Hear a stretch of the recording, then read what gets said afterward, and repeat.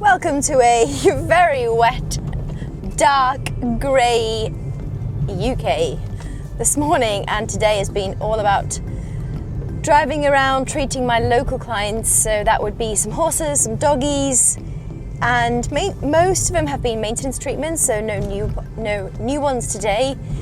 And I would love to share this case study with you. So I've got just seen a 6-year-old that was brought over from Ireland. Lovely young horse, like the horse that most of us want, the one that has the temperament of gold, doesn't put a foot wrong. I mean, to actually describe his sales video, are you ready for this? So his sales video was this young guy in Ireland, in the north of Ireland, that was on his back, bareback, with riding in jeans and a pair of Wellington boots, with a chainsaw, you heard that right, chopping down trees, and this young horse was just stood there like, no bother. Now, obviously that's a bit extreme, and my first reaction was, what on earth would entice you to A, do that on a horse, but B, a chainsaw? Like, my mind straight away goes to like, oh my God, like what could go wrong, you know? And I don't know if you think the same. Comment and let me know. But by the by, he was bought by this lovely lady, and he has just got to do a job of hacking all-rounder just with his safe personality. And he's actually gone way above that, because he's like a superstar now in the pony club world, because his temperament is so fantastic. And yes, he can jump and he moves well, but the point being, he's got the heart of gold. And most of us tend to overlook that. Like, it can be so tempting to go for the flashy big horses with the big movement. Don't get me wrong, there's horses for courses, and it depends on what you want to do in life with your discipline, and depending on what that horse wants to do, because that's a whole new ball game. If we actually buy horses depending on what they want to do as opposed to what we want them to do. Maybe I've upset some feathers saying that. The point I'm trying to make is, with horses, when you allow them to be who they want to be and almost pick what they want to do, the magic happens. And this young horse is honestly, from the subjective opinion, looking at his behavior, looking at how well he is, in a really good spot.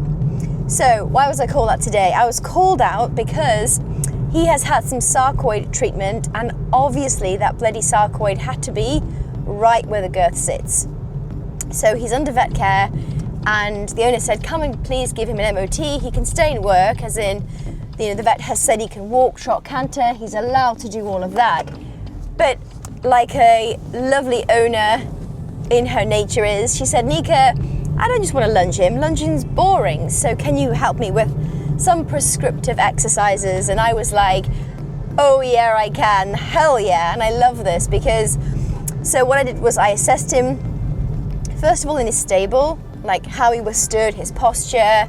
It tells you a lot about how the horse is, just observing them like in their natural environment. Sounds obvious, but not many of us do that. Then watching him on the hard, and then watching him and his owner in the arena. Now, the biggest point I want to make is accepting where you are in your skill set as an owner.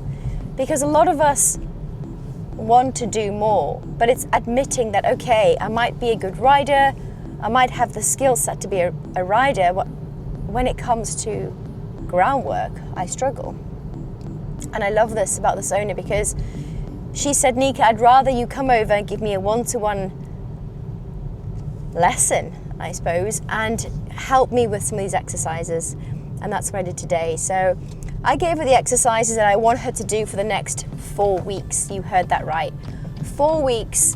And again, because of what I saw with him, looking at his posture, his current level of work, where he was today, that's how I tailor-made his exercises. I see a lot of prescriptive generic advice online about, if your horse has a weak back, do this, or if your horse has a weak core, do this. But I'd always put that with a big warning sign, which is a couple of things. Number one, what's your skill level like as an owner? And B, does your horse have a weak back, or is there something underlying, or is it just the weak back? Because we all now know by now that nothing is in isolation. The horse's body moves as a whole. So why on earth would it just be the back? Big clue there, big clue. After the 4 weeks of these prescriptive exercises, I've given her a plan for the next 4 weeks. And I have said, as I do to all my wonderful owners, is I'm always there for you. Any problems, any changes in behavior, you know what to do. Message me, WhatsApp me videos. This for me is so important, and it's a lesson I learned doing this for, God, well over 10 years now, about quality instead of quantity. In the beginning, it was all about saying yes to everyone and driving around and killing myself and feeling like my body was just exhausted. And I got to a point where I was like, Nika, if you want to do this for the next 50 years, which I would love to, why are you killing yourself doing this?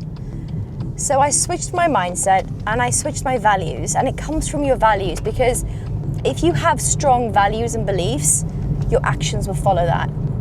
So for me, the quality of my clients, and this goes both ways, you as an owner, as a horse or dog owner, you have the right to pick your person, to pick your therapist, vet, whoever it is, your team working on your horse.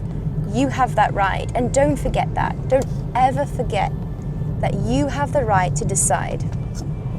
It should be a two-way communication. It should be a two-way relationship. So for me, one of my biggest things with my owners is working with honest, open communication and allowing that partnership to grow. And for me, a partnership is built on respect, trust, and communication. This goes for me and my clients, for the horses that I work with, for the dogs I work with. Approaching every situation with that value of, if I want true connection, that means a mutual respect and understanding. Which, of course, if you think about this from a horse perspective, some days they're not going to want to do that in-hand exercise. Some days they're not going to want to be ridden. And that's fine. Some days they won't want the treatment. Guess what? That's also fine. They have that choice. They have that decision. If you are someone who is struggling, reach out. Comment below, reach out. My website can be found in the description. Even if I'm not your person, if I can help you find your person, it will still bring me a lot of joy, and it still bring me a lot of purpose. Because I truly believe that every horse, dog, every owner deserves a chance.